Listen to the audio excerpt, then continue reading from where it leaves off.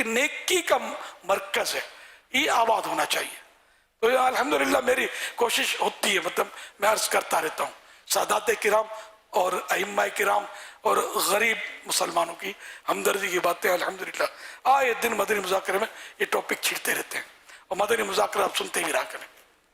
صلو علی الحبیب صلی اللہ علی محمد۔ حضور یہ جو نیک اعمال کا رسالہ ہے تو اس میں ہمارا ایک 68 نمبر نیک عمل جس کی ہمیں ترغیب دلائی جاتی ہے کہ کیا آپ نے اس ماہ میں اپنے کسی سنی عالم یا امام یا مؤذن یا خادم کی کچھ نہ کچھ مالی مدد کی، مالی خدمت کی، تو اگر اس مدنی نام پر باقاعدگی کے ساتھ ہمارا عمل ہو نا تو ہمارا نیک اعمال کا رسالہ بھی پر ہوتا رہے گا، اور انشاءاللہ الکریم ہمارے امام صاحبان کا بھلا بھی ہوتا رہے گا۔ اچھا، امام اگر قبول کرنے کا نیک عمل کرے تو نیک عمل مانا جائے گا؟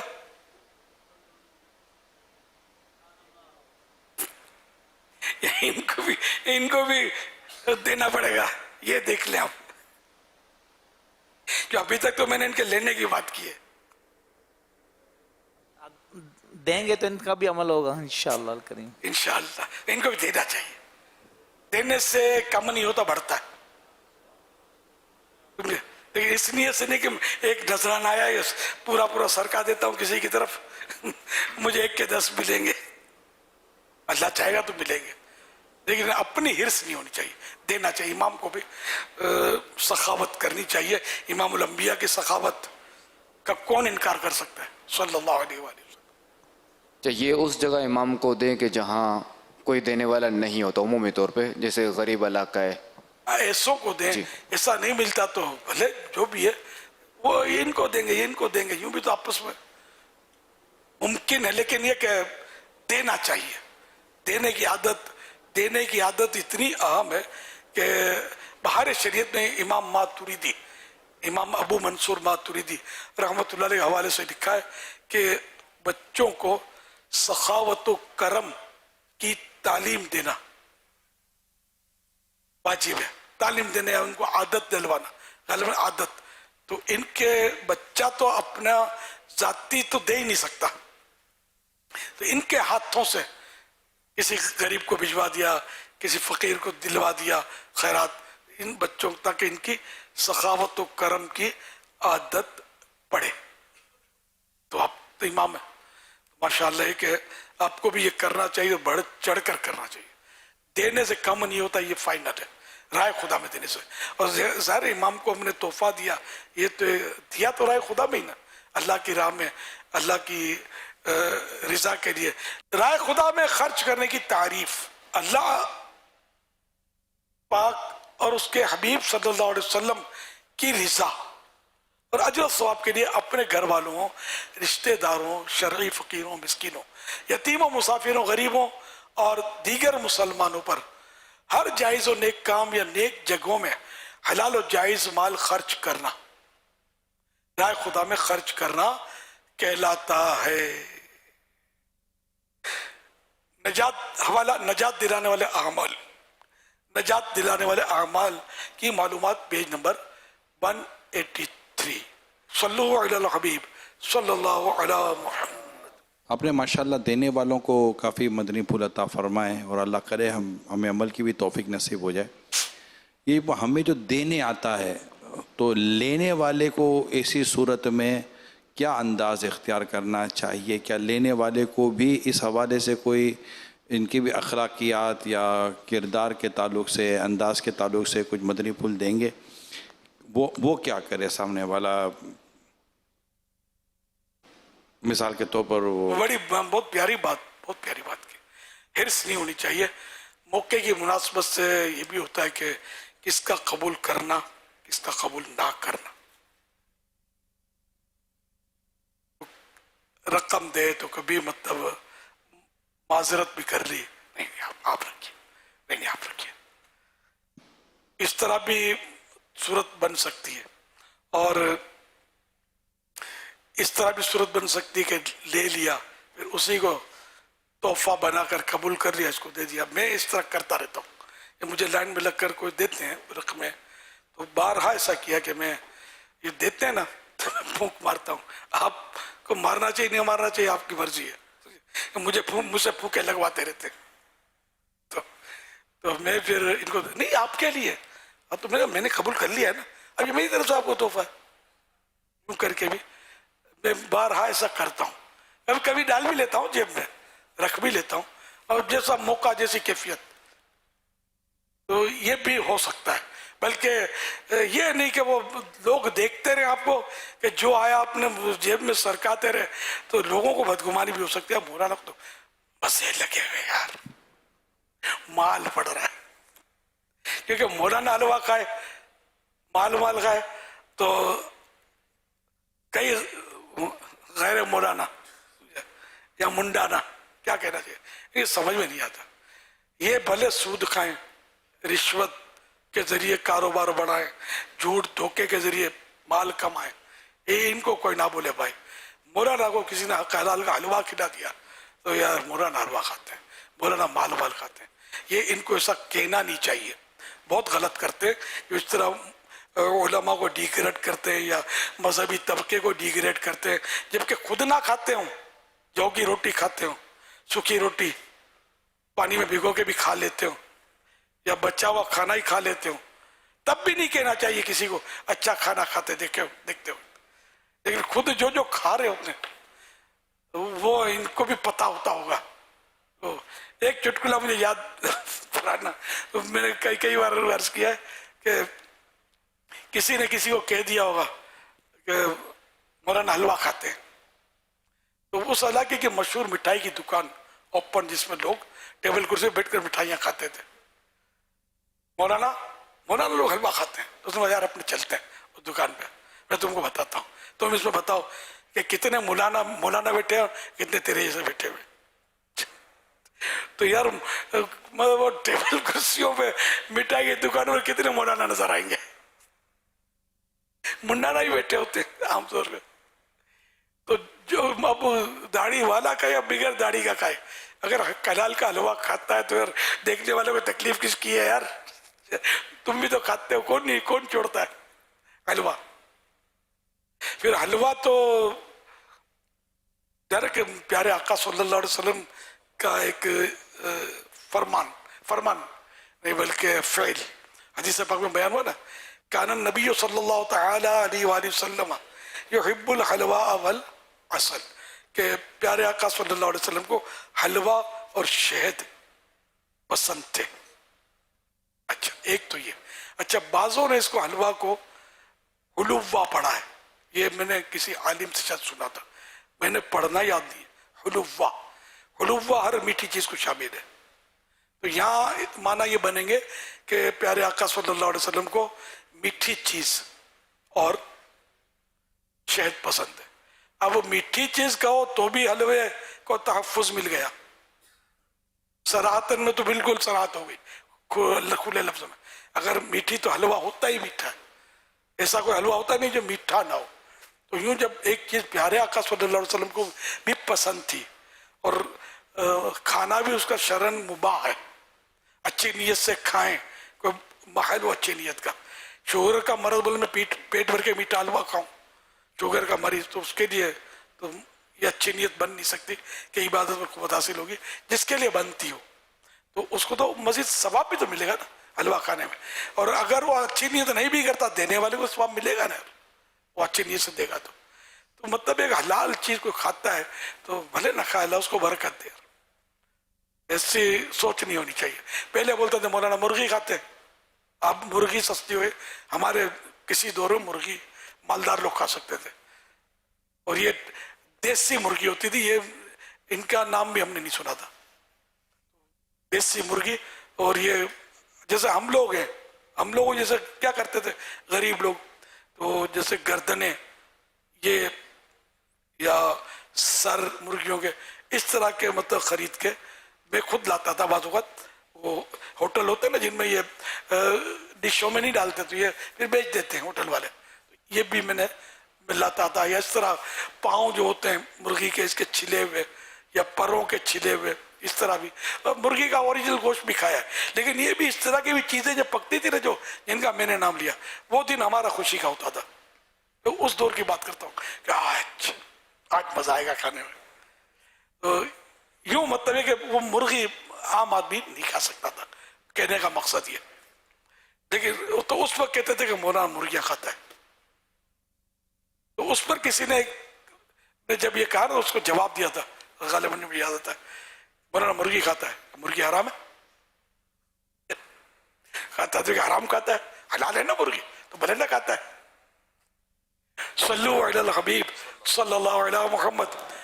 مروجہ حلوہ سب سے پہلے میراث شریف میں مولانا مفتی احمد یار خان رحمۃ اللہ علیہ فرماتے ہیں کہ جو حلوہ مروجہ میں رائی جس وقت استعمال شدہ ہے، تو ان مفتی صاحب نے اپنے دور کی بات لکھی ہے. تو مروجہ حلوہ سب سے پہلے حضرت عثمان غنی رضی اللہ عنہ نے بنایا، حضور انور صلی اللہ علیہ وسلم کی خدمت میں پیش کیا، جس میں آٹا، گھی اور شہد تھا. حضور صلی اللہ علیہ وسلم نے بہت پسند کیا اور فرمایا کہ فارسی لوگ اسے دخیس کہتے ہیں. تو یوں حلوے کا تو ماشاءاللہ حضرت عثمان غنی رضی اللہ عنہ کا پیش کرنا یہ بھی ثابت ہوا، اور سرکار کا خوب پسند کرنا، بہت پسند کرنا بھی ثابت ہوا. صلو علی الحبیب صلی اللہ علیہ وسلم. السلام علیکم ورحمۃ اللہ وبرکاتہ. وعلیکم السلام ورحمۃ اللہ وبرکاتہ. جی میرے پیر صاحب، میں غلام یاسین عطاری مدنی ڈسٹرکٹ سانگڑ ڈویژن نواب شاہ سے آپ کی بارگاہ میں حاضر ہوا ہوں. میری مدنی فیس یہ کہ انشاءاللہ الکریم میں اپنی مسجد سے اطراف کے کا مدنی قافلہ تیار کر کے مسجد میں بھی انشاءاللہ وہاں قافلہ کروں گا انشاءاللہ الکریم. ایک جی انشاءاللہ ہر ماہ 3 قافلے. ہر ماہ 3 قافلے اچھا، ہر ماہ 3 قافلے انشاءاللہ الکریم. مدنی قافلے. جی انشاءاللہ الکریم. انشاءاللہ. جی آپ کی بارگاہ میں میرا سوال یہ ہے کہ پچھلے دنوں اچھی خاصی مہنگائی بڑھی ہے، مختلف شعبہ جات کے تنخواہوں میں اضافہ ہوا، لیکن ائمہ کرام کے لیے وہی تنخواہ ہے. آپ کیا فرماتے ہیں؟ یہ تنخواہ اچھا، امام صاحبان میں تبدیلی نہیں آئی. ان کی تنخواہ میں تبدیلی نہیں ہے. اگر بات، کیونکہ یہاں دونوں موضوع لے لیے جائیں گے، ایک تو وہ امام اسلامی بھائی ہیں جو دعوت اسلامی کے تحت ہیں، اور ایک جنرل کئی عاشقان، ہزاروں عاشقان رسول کی مساجد ہیں جن میں امام ہیں. تو اس بات میں تو کوئی دو رائے نہیں ہے کہ امام کی تنخواہ بڑھنی چاہیے، بہتر ہونی چاہیے، اور پہلے سے بہتر ہونی چاہیے. جس طرح مختلف اداروں میں تنخواہیں بہتر ہوتی ہیں، بلکہ درخواست تو میری یہی ہوگی معاشرتی طور پر بھی کہ جو کم سے کم بھی ایک سیلری اسکیل گورنمنٹ کی طرف سے ہوتا ہے کہ کم سے کم اتنی تنخواہ ہو، تو آخر اتنی تنخواہ مسجد کے امام صاحب کی کیوں نہیں ہونی چاہیے؟ اتنی ہونی چاہیے مسجد کے امام کی تنخواہ. اور جو مساجد کے اندر یہ ہوتا ہے کہ ہم امام صاحب کی تنخواہ کہاں سے دیں کہ ہمارا چندہ نہیں ہوتا، تو ان سے بھی درخواست یہ ہے کہ ایک بار ہم امام کی تنخواہ بڑھا کر دیکھیں اور پھر اس کے مطابق چندہ کریں، تو انشاءاللہ اس کے مطابق چندہ ہو جائے گا. کل آپ کی مسجد کا الیکٹرک کا بل 2000 کا آتا تھا، آج وہی الیکٹرک کا بل 4000 کا آتا ہے، تو آپ کا 4000 بھی چندہ ہو ہی جاتا ہے نا. اب چونکہ ہمیں یہ اندازہ ہوتا ہے کہ ہماری مسجد کا خرچہ، امام صاحب کی تنخواہ 8-10 ہزار روپے، اور تو یہ سب 15-20 ہزار روپے ہمیں مسجد چاہیے، ہم اسی کے حساب سے ڈونیشن کرتے ہیں. اگر آپ امام صاحب کی تنخواہ مناسب کر لیں گے اور پھر اس کے حساب سے اب انشاءاللہ چندے کی بات کریں گے، تو اللہ نے پاک نے چاہا تو آپ کو علاقے سے، نمازیوں سے، دیگر جگہوں سے اس کا ڈونیشن مل جائے گا. یہ عام جو عاشقان رسول کے لیے میری درخواست ہے. رہی یہ بات مسجد امام میں، مسجد جو دعوت اسلامی کے، تو الحمدللہ دعوت اسلامی کا جو اجارے کا جو شعبہ ہے یہ باقاعدہ اس پر بڑھانے کی کوشش کرتا ہے، اور ہمارا چونکہ ڈونیشن پر ڈیپینڈ کرتا ہے، اور ہم بھی ڈونیشن بڑھانے کی اسی طرح دوڑ بھاگ کر رہے ہوتے ہیں. اسپیشلی جو ہمارے اجیر اسلام بھائی ہیں، جو مور دین 50,000 سے زیادہ اجیر اسلام بھائی ہیں، ان کے لیے ہم الحمدللہ مخیر اسلام بھائی کے پاس جو کھاتے پیتے اہل سرور مالدار ہوتے ہیں، ان کے پاس ہم جاتے بھی ہیں، اسلام بھائی جاتے ہیں، خود آپ بھی کوشش کرتے ہیں ٹیلی تھون کے ذریعے، بقرعید کی کھالوں کے ذریعے، زکوٰۃ و خیرات کے ذریعے آپ بھی کوشش کرتے ہیں. تو یہ ہے. اور اس وقت میرا خیال ہے کہ اس بات پر غور جاری ہے تنخواہ کے بڑھنے کے اوپر. آپ دعا کریں کہ کوئی جیسے ٹیلی تھون ابھی ختم ہوا ہے تو انشاءاللہ دیکھیں ادارہ مجلس اس بارے میں, کیونکہ جب کیلکولیشن پوری سامنے آئے گی تو اللہ پاک نے چاہا تو اس پر بھی ہم آگے بڑھیں گے انشاءاللہ. امید تو ہے کہ کچھ نہ کچھ آپ کے پاس بڑھتا ہوا آپ کی طرف بڑھے گا ضرور, اتنا میں پر امید ہوں. الحمدللہ رب العالمین. اللہ پاک آپ سب کی کوششوں کو قبول فرمائے. تو اتنی امید ہے اور کنفرم امید ہے کہ انشاءاللہ بڑھ کر آپ کی طرف بڑھے گا انشاءاللہ. انشاءاللہ.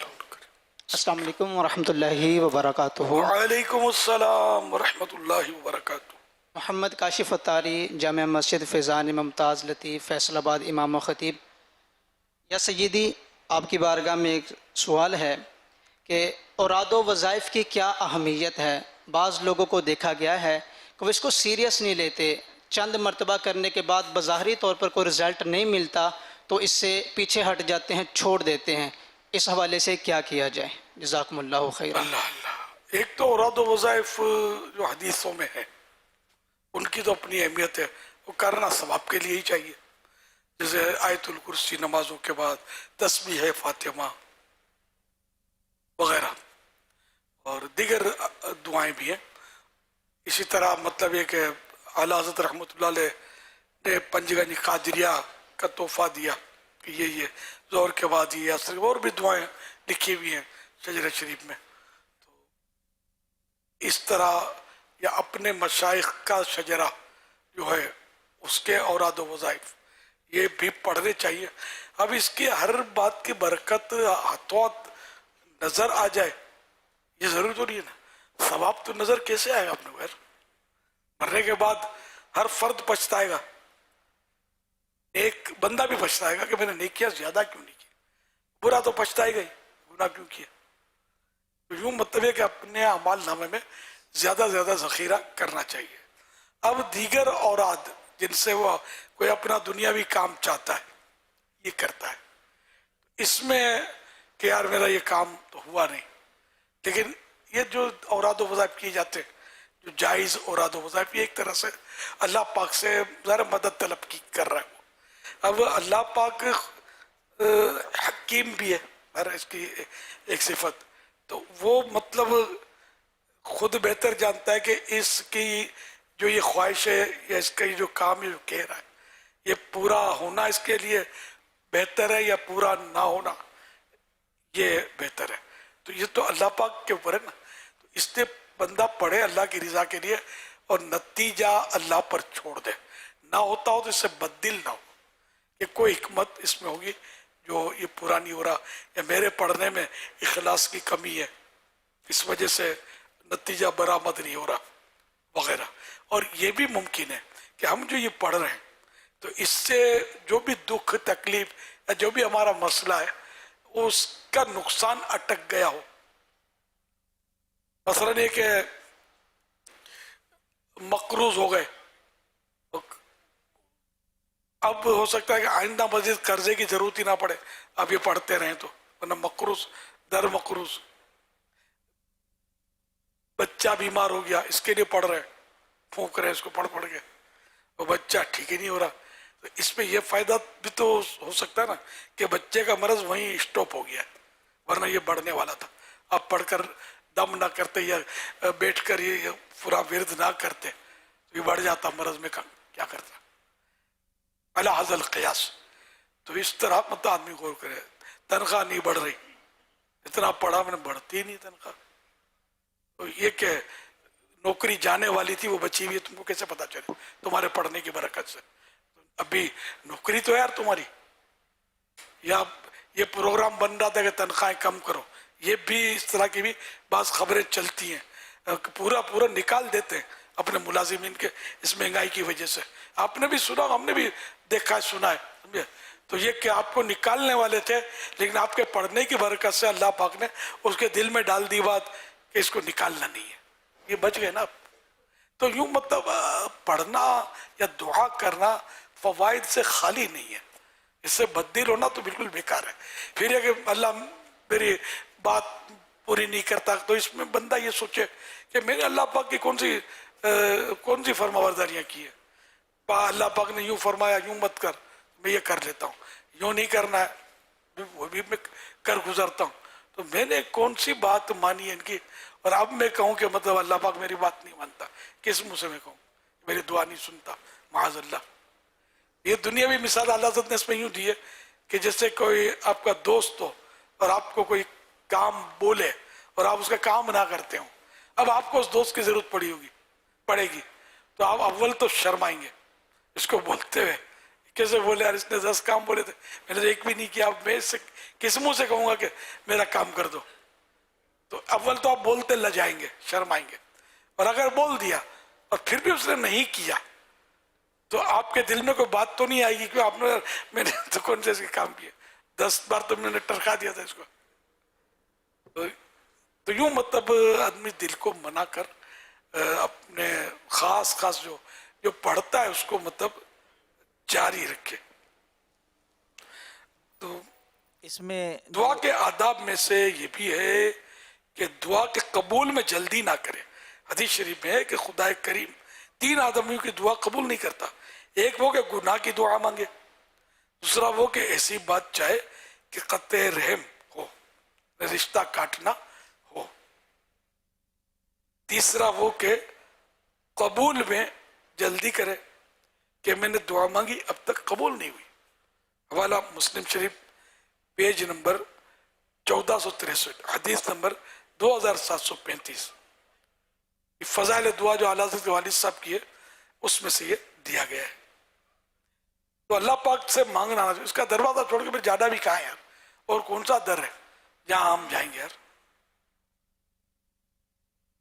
वो सुने या ना सुने उनकी बहरहाल खुशी, दर्द दिल हम तो कहे जाएंगे इंशाअल्लाह। सल्लु अलल हबीब। इसमें जो बात सामने आती है हुजूर, जो हमारे तजर्बे में आई है, ये नात का शेर है, मैंने पढ़ा, वो सुने या ना सुने उनकी बहरहाल खुशी, दर्द दिल हम तो कहे जाएंगे इंशाअल्लाह। यहाँ सुनने से मुराद हो जिसको मारूफ तौर पे हम सुनते, ये मुराद नहीं है, यानी वो हमारी बात पूरी करें, हम जो कहते हैं वो अता करें या ना करें, इनकी मर्जी है। हम मांगने से टलने वाले नहीं है, हम अपना सवाल वापस नहीं देंगे, सवाल जारी रहेगा। सल्लु अलल हबीब। जो इस वक्त पोजीशन है अमीर हुजूर, सुनते इस मामले में एक शितु, मर्जी तुम्हारी तुम सुनो या मत सुनो मगर अपनी तो रट हुजूर है, चलना जरूर है। कहाँ चलना है? मदीने। जी अकील भाई, जो अमूमन मुख्तलिफ जगहों पर जैसे बयानात का सिलसिला हुआ है, तो तस्बीह फ़ातिमा के हवाले से जब गुफ्तगू हुई तो तस्बीह फ़ातिमा पढ़ने का सवाब ये हमें मालूम नहीं है, यानी नमाज़ों के बाद जो हम तस्बीह फ़ातिमा पढ़ते हैं इसका सवाब भी मालूम नहीं है। अगर एक आध मरतबा किसी महफिल में बयान कर दिया गया, एक दिन याद रहेगा, 2 दिन याद रहेगा, चौथे दिन फिर भूल जाएगा, तो सवाब मालूम ना होने की वजह से एक तो वो वजीफ़ा छूट जाता है, और दूसरे नंबर पर औराद व वज़ाइफ में तलफ़्फ़ुज़ की अदायगी दुरुस्त नहीं होती, तो वो फिर उसका नतीजा नहीं आ रहा होता, तो इस तरह वो छूट जाता है। ये भी असबाब हो सकते हैं। फजाइल की तरफ नजर होती है तो जरा तरजीब बढ़ती है। याद तो ज़ाहिर है हर वक्त रहे या ना रहे, अल्लाह का जिक्र है, तस्बीह फातिमा नमाज के लिए मशहूर है, ये इसको पढ़ते रहे आदमी, एक मेरा ख्याल है 1.5 से 2 मिनट में पढ़ लेगा बंदा। और इसी तरह जो जैसे या गफ्फार या अल्लाह, ईशा के बाद 100 बार पढ़ना है, मैं घड़ी देख कर पढ़ा है, या करीम हो या अल्लाह, ये मैंने नोट किया कि तकरीबन 2 मिनट में 100 बार हो जाता है। फिर वो जो पढ़ते हैं या बासित हो, 72 मरतबा क्या पढ़ते हैं, या बासित हो 72 टाइम, ये सेकंडों में हो जाता है, 1 मिनट से पहले 72 बार हो जाता है। तो अगर आदमी यकसुई के साथ ये औराद अपने आयतुल कुर्सी 15-20 सेकंड का काम है यार, تو اس طرح اگر ہم یکسوئی کے ساتھ بیٹھ کر یا بالکل یعنی کہ اکیلے تنہا چلتے ہوئے صرف پڑھنے پر دھیان رکھیں گے تو یہ اوراد یہ تسبیح فاطمہ یہ منٹوں کے یار ہم سوشل میڈیا یا ہم سوتی پیغام پہ یار لگے رہتے ہیں کتنی دیر لگ جاتی ہے یار باتوں میں کتنی دیر لگ جاتی ہے پتہ ہی نہیں چلتا تو اگر اس کے لیے ذہن نصیب یہ توفیق مل جائے تو یہ منٹوں کے اوراد جو حدیثوں سے یعنی جو منسوس جس کو بولتے ہیں نص کے ساتھ ان کو تو یار کر لینا چاہیے لیکن وہ ساتھ میں جو اعلی حضرت والا بتایا میں نے پنج گنج قادریہ اس کو منسوس میں یہ شامل نہیں ہے مجھے اس کا منسوس ہونا میں نے پڑھا نہیں ہے بس وہ ہمارے سلسلے کے قادریہ رضویہ کے آیت الکرسی اور تسبیح فاطمہ یہ منسوس ہے حدیثوں میں ان کا تذکرہ آیت الکرسی تو مرتے ہی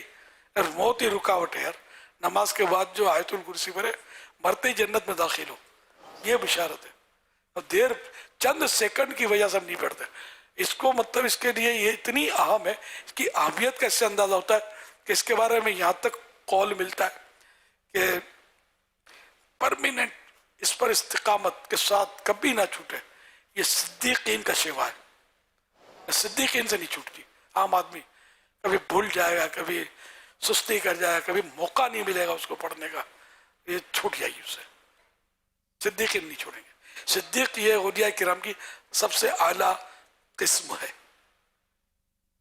یوں اس کی حرص جیسے کہ آمن الرسول سورہ بقرہ کے آخری جو آیتیں آمن الرسول سے ختم سورہ تک حضرت مولا علی رضی اللہ عنہ فضائل اپنی طرف یہ ایسی فضیلت بتائی ہے مولا علی کرم اللہ وجہ الکریم نے کہ یہ دماغ میں بیٹھ گئی ہے میرے عقل مند کبھی اس کو نہیں چھوڑے گا اب مولا علی کا یہ فرمانا ہے کہ سمجھدار آدمی عقل مند یہ آمن الرسول سے آخری سورت تک رات میں پڑھنی ہے سورہ غروب آفتاب سے رات شروع ہو جاتی ہے صبح صادق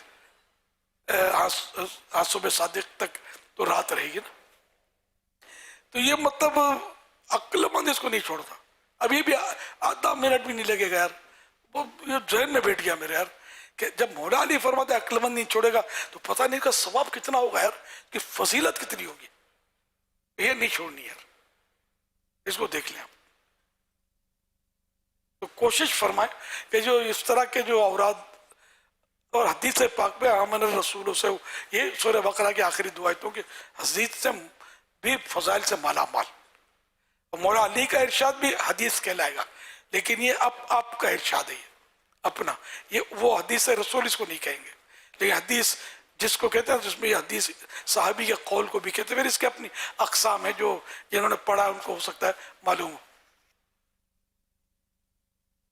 تو یہ چند روایتیں ہیں پھر اپنا اگر آپ جہاں بھی بیعت ہوں تو وہاں کے شجرے میں سے کچھ اوراد پڑھنے سارے پڑھنے منتخب کرنے ہو استقامت کے ساتھ عمل حدیث پاک میں تھوڑا ہو لیکن ہمیشہ ہو تو اس سے مخصوص کر لیں چند منٹ کے اوراد جو پھر اللہ کرے وہ چھوٹنے نہیں کاش یہ امیر علیہ السلام سے عرض ہے کہ آپ نے ابھی جس طرح لباس کے متعلق جو فرمایا تھا کہ ترغیب دلائی تھی کہ لباس دینا چاہیے تو ایک امام صاحب کا میسج ہے کہ اگر کوئی ہمیں ایسا لباس دے جو سنت کے مطابق نہ ہو اور جو آپ نے احتیاط بتائی وہ نہ ہو تو پھر ہم کیا کریں سلا لباس دیتے ہیں جی ایک بار تو ایک ہی بار ہوا ایسا کسی نے مجھے ہاتھ کی سوئی سے سلا کر لباس دیا اور سلوا کر یا جو بھی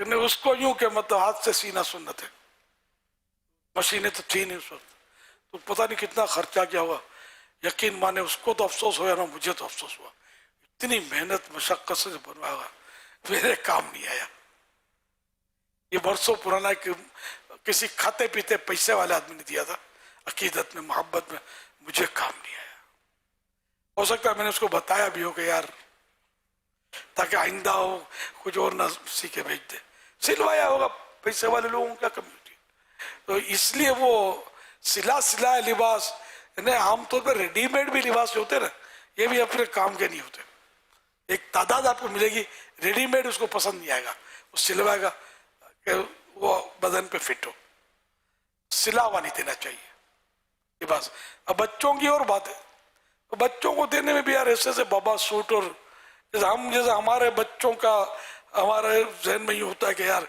इसको ये लिबास पहनाना है, वो लिबास नहीं पहनाना, लेकिन तोहफे में फिर आ जाते हैं। अब आदमी करे क्या, इसको फाड़ के फेंक तो नहीं सकते यार। तो बस फिर वो ये कि ऐसा लिबास आ जाए जो शरअन दुरुस्त हो, लेकिन अपने माहौल से वो माफिक ना हो, तो फिर किसी को दे दे, और क्या पहना कर भी दलील बनाना है।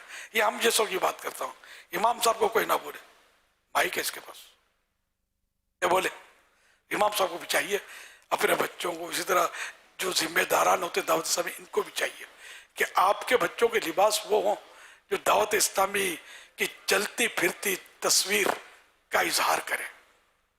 आपका बच्चा अप टू डेट होगा, मॉडर्न होगा, नंगे सर घूमता होगा गलियों में, इंप्रेशन। लोग अपने बच्चों को मॉडर्न बनाने में आपकी दलील इस्तेमाल करें, फलाना इतना बड़ा मौलाना है, उसके बच्चे तो यूं, समझे क्या है इसमें? बच्चियों के तो अपने बच्चों को हमारी कोशिश ये होती है कि बा इमामा रहे। अब मेरे पास बच्चे आते हैं हमारे, आमतौर पर आपने बा इमामा ही देखे होंगे, तो घर में भी हत्ता इम्कान हमारे यहाँ बच्चे जो समझदार बच्चे हैं, तो इनके हाजी उससे कोशिश जारी है। हमारे मेरे साथ असर होते हैं, ये आमतौर पे घर में भी बा इमामा रहते हैं। कोशिश यही है कि बा इमामा आए, भाई इमामा कहाँ है, लेकिन अक्सर अब इनकी आदत पड़ गई है, नींद से उठेंगे तो इमामा, नमाज पढ़ेंगे नींद से उठकर तो इमामा, इनके अब्बू पे देंगे उठा के इमामा। तो यूं अपने बच्चे जो है ना सफेद लिबास, ये बच्चे का रंगीन लिबास तो मैंने करवाया है। उसके वालिद साहब तो बोलते थे इसको सफेद ही पहनाने, मैंने कहा यार इसकी अम्मी कब तक धोएगी यार, सफेद लिबास तो बच्चा घंटों में मेले कर देगा। तो यूं रंगीन, फिर भी घर में ज्यादातर बाहर सफेद, और घर में भी सफेद भी पहनते रहते हैं। तो ये अब आपके ऊपर है, आपने कौन सी आदत दिलवाई है, ये देख ले। बच्चियों की छोटे कुर्ते, बच्चियों को यार, बच्चियों को क्या, बड़ी बड़ी बच्चियों को सब चिपके हुए यार पजामे पहनाते हैं यार, आपको शर्म नहीं आती यार, बच्चियों को पहनाते हैं यार ये चीज। तौबा यार, इनका तो ये बिल्कुल आज है, अगर ये चिपके हुए पाजामे इसको यार निकाल दें यार, किसी को तोहफे में भी देंगे तो यार वो पहनाएंगे, तो बिल्कुल समझ भी नहीं आता मेरी। जवान लड़कियां पहन रही होती हैं ये, लेकिन अब कम से कम यार हम तो अपने बच्चियों की खबर लें यार कि ये कौन सा पहनती है पाजामा। अब बच्चों में भी ये चल पड़ा, बड़ों में भी ये चल पड़ा कि अब चिपके हुए पाजामे आने शुरू हो गए, अमृत भी चिपके हुए पहन रहे यार। मैंने बोलो छूट में बदनिगाही की दावत है, जैसे ये ना दे रहे हो, कुर्ते इनके छोटे होते हैं, पाजामे तंग होते, यूं करके बैठे होते हैं यार। आदमी कब तक यार, अब मैं जैसे ऊपर मेरी तो हर जगह नजर घूमती है यार, कैसी तकलीफ होती होगी यार बंदिगाई के ताल्लुक से। शर्म तुमको मगर नहीं आती, बहुत कुछ कह दिया मैंने, हर एक अपने ऊपर लेके कहीं मेरी पोजीशन क्या है। अच्छा फिर क्या करते हैं ऐसे मौके, मेरे बारे में ख्याल रखेंगे, ढूंढो भाई लंबा कुर्ता कहाँ है, ये मिनी स्कर्ट साइड में रखो, फिर बाहर निकले तो मिनी स्कर्ट ही हुआ। ये नहीं होना चाहिए, एक रंगी इख्तियार कर, दो रंगी नहीं चलेगी, जाहिर हो बात ही नहीं को। मैंने ना जन्नत में उठा के रखना आपको, ना जहन्नम में झोंकना है। मैं खुद अपने रब से डरता हूँ, पता नहीं मेरा क्या होगा। तो मैं ये जो आपको बता रहा हूँ, जन्नत में जाने के लिए, दोज़ख से बचाने के लिए काम वो करें जिसमें सवाब मिले, अल्लाह की रज़ा हासिल हो। और हम अगर गुनाहगार नहीं भी हो रहे उस लिबास से, तो दूसरा गुनाह में क्यों पड़े, अपनी निगाहों की कब तक बेचारा हिफाजत करे। अल्लाह करे दिल में उतर जाए मेरी बात। अब इसमें मुसीबत ये है कि बाद लोग यूं शैतान ने बोलता है, तेरे को नहीं बोलता, दूसरों को समझा रहे, तू है, जन्नत तो तेरी यार, तू जिसको चाहे जन्नत पे हाथ पकड़ के ले जाना, तेरे को नहीं बोलते। ये भी एक मुसीबत, शैतान जो है ना यार ये छोड़ता है। तो इसलिए मैं आप अपने ऊपर दें या मुझे बोल रहा है, और चेकिंग करें क्या पोजीशन है। हाँ अगर ये बात मेरे खिलाफ शरअ मुझे बता देना तो मैं रुजू कर दूंगा, आइंदा नहीं बोलूंगा। अल्लाह करे दिल में उतर जाए मेरी बात। तो ये बच्चों को, बच्चियों को, बड़ों को, बूढ़ों को, जवानों को, सबको वो लिबास पहनना चाहिए जिसको हया जो है ना अपने दामन में ले ले। मगर मलबूसात का हाल बहुत बुरा है, औरतों का इससे ज्यादा बुरा है। लेकिन जितना फैशन औरतों में है ना उतना मर्दों में नहीं है। जितने सुकड़े हुए, लिपटे हुए, चिपके हुए लिबास औरतों के ना इतने मर्दों के नहीं होते। बहुत बुरी हालत है। अल्लाह पाक हया का जेवर नसीब कर दे मेरी बहू बेटियों को और हम सबको। निगाहों की भी हिफाजत हो, आमाल की हिफाजत हो, अबदान की, अपने जिस्मों की हिफाजत हो, और हर तरह से हम मतलब साफ सुथरे रहें, ना हम गुनाह करें ना हमारी वजह से कोई गुनाह में पड़े। ये दोनों सूरतें ना, गुनाह से बचाना भी है। सल्लु अलल हबीब सल्लल्लाहु